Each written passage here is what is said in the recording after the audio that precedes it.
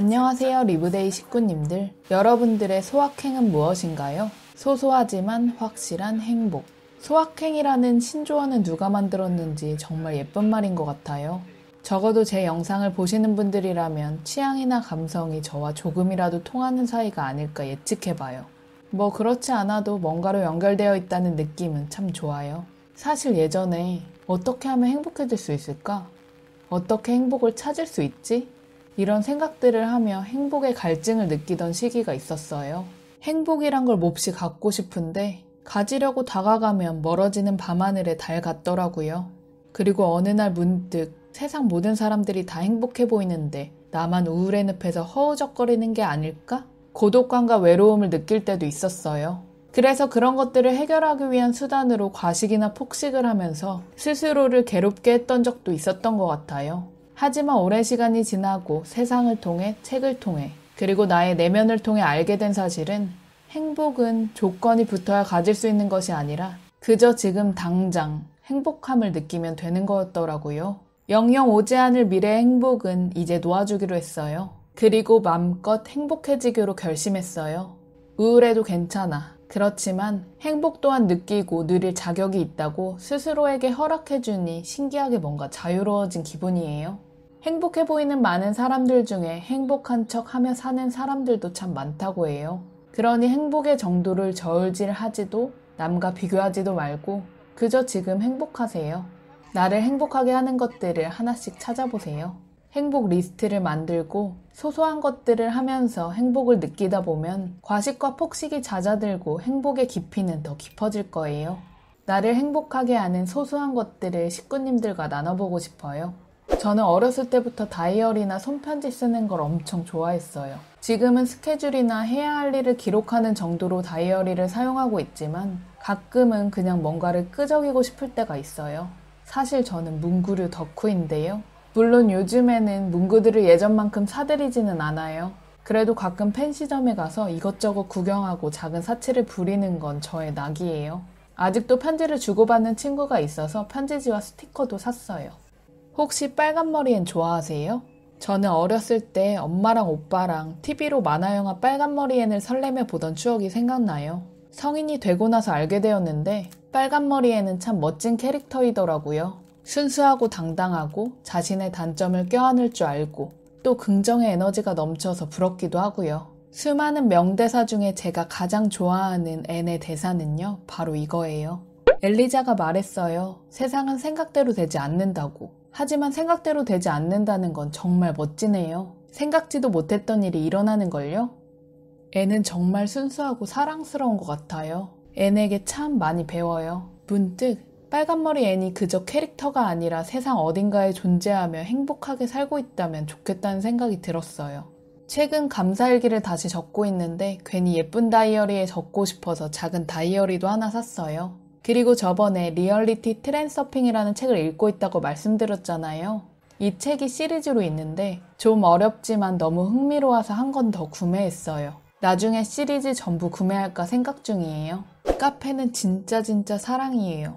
커피를 좋아하는 편인데 하루 한 잔 정도만 마시고 있어요. 새로운 카페를 찾아가는 것도 좋고 자주 가는 익숙한 카페를 가는 것도 좋아요.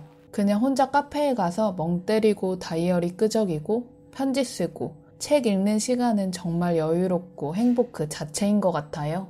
혼자 있는 시간이 주는 에너지도 참 큰 것 같고요. 물론 소중한 사람과 함께 카페에 가는 건 또 다른 즐거움이에요. 한가득 쌓인 수다보따리를 풀어놓으면 몇 시간이 훅 지나가잖아요. 저번 주에는 좀 특별한 일이 있었는데요. 걷기 축제에 갔다가 우연히 알게 된 유일한 유튜버 친구를 거의 반년 만에 다시 만났어요. 서로 유튜브에 대한 고민도 나누고 이런저런 얘기를 하니까 좋더라고요. 나이는 다르지만 그냥 쿨하게 친구하기로 했어요. 그리고 친구가 찾은 카페 분위기가 진짜 최고더라고요. 커피 맛도 특별했어요.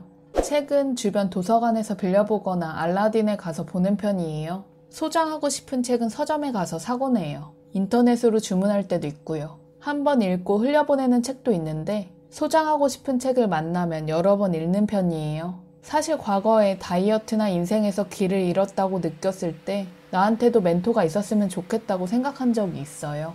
저에게 가장 좋은 멘토가 책인 것 같아요. 다른 사람들의 마인드를 배우고 또 그들의 삶을 통해 간접 경험을 하고 가보지 못한 세계를 체험하는 것, 무한한 상상을 펼쳐보는 것, 그 모든 것들을 책을 통해 할 수 있다는 게 참 행운인 것 같아요. 다독가는 아니지만 책을 좋아하는 편이에요. 다들 공감하시겠지만 세상에는 맛있는 게 넘쳐나요. 내가 좋아하는 음식을 정말 맛있게 감사한 마음으로 먹을 때 기쁨이 자연스럽게 피어올라요. 저는 진짜 다 잘 먹지만 특히 한식파예요. 어렸을 때부터 나물을 참 좋아했어요. 나이 들면 입맛이 바뀌어서 나물을 좋아한다고 하는데 저는 예외인가 봐요. 엄마들은 나이가 좀 들고 나물을 좋아하기 시작했을까요? 대부분 중년의 분들은 신기하게 나물을 좋아하는 것 같아요. 저번에도 말씀드렸지만 저는 고소한 들깨나 콩, 팥 이런 것도 정말 좋아해요. 여름에 꼭 생각나는 콩국수는 저에게 여름 보양식이랄까요? 본가에 내려가면 엄마가 직접 콩을 갈아서 정말 맛있게 콩국수를 해주는데 최고예요. 엄마표는 아니더라도 가끔 이렇게 맛있는 콩국수를 사 먹는 것도 아주 큰 행복인 것 같아요. 아무것도 하기 싫은 무기력이 찾아왔을 때 방바닥이 나를 잡아 끌고 있는 것처럼 축 늘어져 있고만 싶을 때가 있어요. 우울이라는 이불을 덮고 격렬하게 아무것도 하고 싶지 않는 순간이 이따금씩 찾아와요. 걷는 사람에서 하정우가 말하길 그때 나가서 걸으면 좀 활력이 생긴다고 하더라고요. 속는 셈 치고 밖으로 나가보니 진짜 기분이 한결 나아지고 내 몸 구석구석 덕지덕지 붙어있는 걱정거리들이 툭툭 떨어지는 것 같더라고요. 그리고 가끔씩 세상이 저에게 선물을 주기도 해요. 길거리에서 이렇게 멋진 연주를 들을 수 있다는 것은 행운이 아닐까요? 사람들이 하나둘씩 피아노 소리에 이끌려 모이고 연주를 함께 듣고 연주가 끝나면 사람들이 환호와 박수로 감사를 표했어요. 연주자도 미소가 가득하더라고요.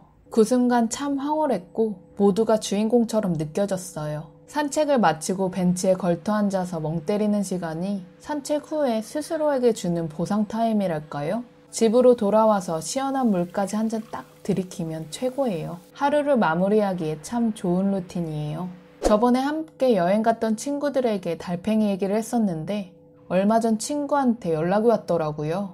어서와 한국은 처음이지라는 프로그램을 보는데 너 같은 사람이 있어서 신기하다면서 말이죠. 스웨덴 사람 안톤이 출연했는데 이케아 코리아 인테리어 리더라고 하더라고요. 그런데 콩깍지에서 나온 달팽이를 키우고 있었어요. 이름도 지어주고 얼마나 스윗하게 대하는지 말도 수시로 걸고 밥도 챙겨주고 정말 공감이 많이 됐어요. 세상에 나와 비슷한 사람이 있다는 것만으로도 왜 이렇게 따뜻한 느낌이 들까요? 저도 요즘 팽이들, 기린이와 다람이를 관찰하며 엄청 행복감을 느껴요. 생각해보니 저도 팽이들한테 은근히 말을 많이 걸고 있었네요.